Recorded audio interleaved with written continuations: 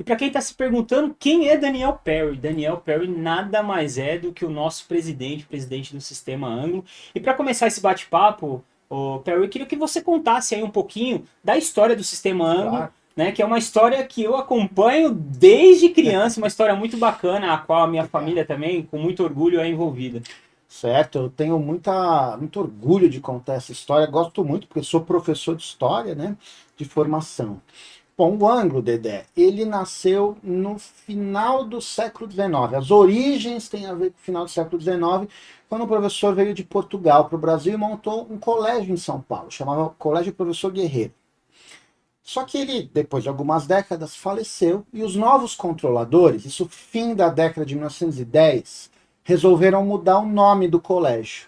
Era a final da Primeira Guerra Mundial e o Brasil era um país aliado de Inglaterra e França, que eram os vencedores, os principais vencedores. E, em homenagem à Inglaterra e França, batizaram o colégio de Colégio Anglo-Latino. Anglo em homenagem à Inglaterra, latino em homenagem à França. Pouca gente sabe que daí vem o nome Anglo, tá? E aí esses professores, que eram os professores Celestino e Léo, administraram esse colégio durante algumas décadas. E aí, no finzinho dos anos 40, eles foram se aposentar. Não queriam mais tocar o colégio. E o diretor pedagógico, na época do Colégio Anglo, o professor Simão Fagenborn, que era um professor de Química, teve a ideia de montar um curso pré-vestibular.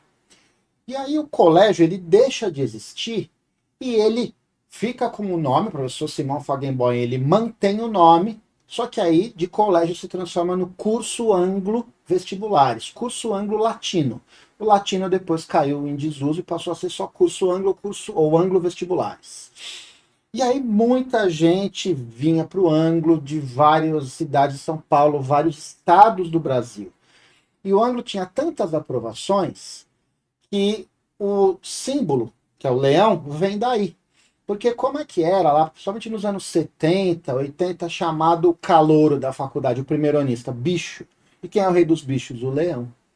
Daí o símbolo do ângulo são um leão. Então os reis, É, os reis no meio da bicharada toda, os exatamente. melhores eram do Sistema Anglo, que acabou virando leão. Exato, exato. Aí o curso Anglo, nos anos 70, ele se tornou muito grande.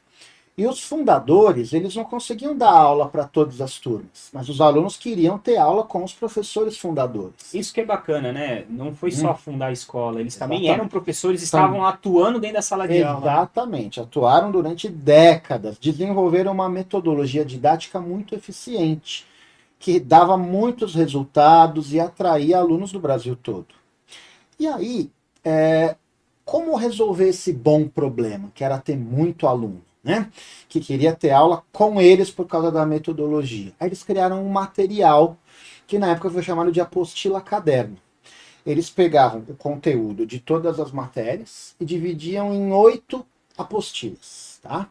Essas matérias eram divididas em setores ou frentes. Então, matemática A, matemática B, matemática C e assim por diante.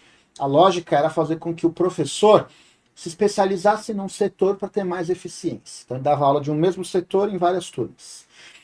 E aí, todas as matérias, todos os setores e todas as aulas seguiam a mesma lógica. A aula era numerada, tinha o título, um resumo teórico, exercícios para serem feitos em classe e, ao final, uma orientação de estudos de cada aula. Que eu acho que foi um Isso. sucesso que facilitou muito a vida do estudante fora da sala de Perfeito, aula, né? perfeito. Porque essa orientação de estudos, ela tinha a tarefa mínima e a tarefa complementar. Tá? Hoje alguns materiais têm a tarefa desafio.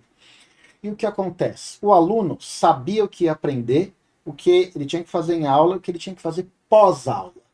Assim, esse material organizava a vida do aluno e também do professor, da comunidade educacional como um todo. E isso foi chamado, com o tempo, de sistema Anglo de ensino. Por quê? Porque tinha uma sistemática muito clara que impulsionava o quê? A produção do aluno. Daí os resultados. Por quê? Porque não basta assistir uma boa aula. O aluno tem que produzir tarefa.